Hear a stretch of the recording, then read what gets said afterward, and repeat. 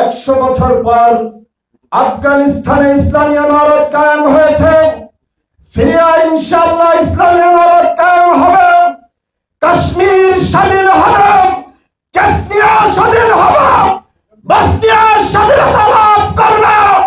তারই ধারাবাহিকতায় বাংলাদেশ ইসলামী ইমারত প্রতিষ্ঠিত হবে। এই জন্য একজন যোগ্য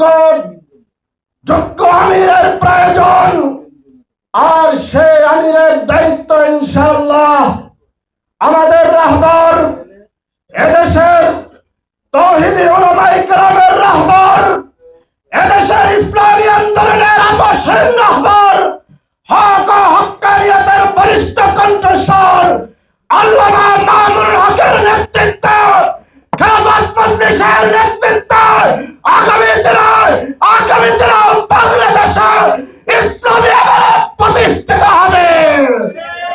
ইসলামী ইমারতের জন্য যদি জীবনের প্রয়োজন হয় জীবন দিতে হবে, যদি সময়ের প্রয়োজন হয় সময় দিতে হবে।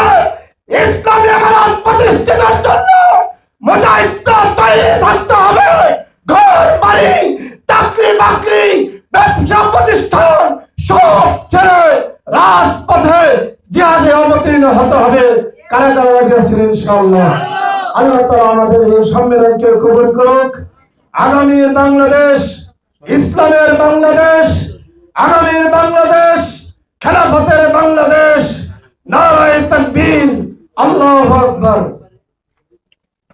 বক্তব্য নিয়ে আসছেন মাওলানা শরীফুজ্জামান জসিম, সহসভাপতি, বাংলাদেশ খেলাফত মজলিস, ঢাকা মহানগর দক্ষিণ।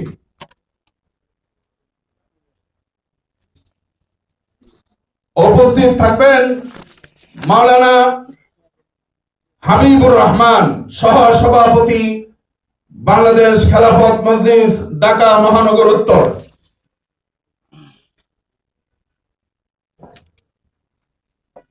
আসসালামু আলাইকুম ওয়া রাহমাতুল্লাহ।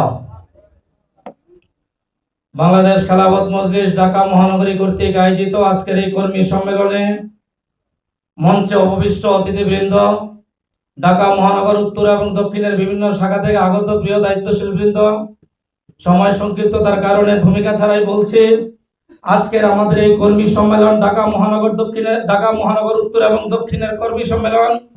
এই কর্মী সম্মেলনে বিভিন্ন থানা শাখা থেকে যে আপনারা উপস্থিত হয়েছেন, তাদের মাধ্যমে আমাদের যে কার্যক্রমগুলো আছে সারা দেশের মহানগরীর মধ্যে যেন কার্যক্রমগুলো ছড়িয়ে যায়।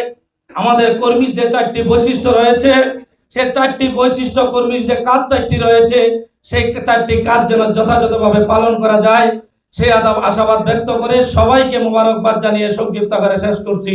ধন্যবাদ সবাইকে।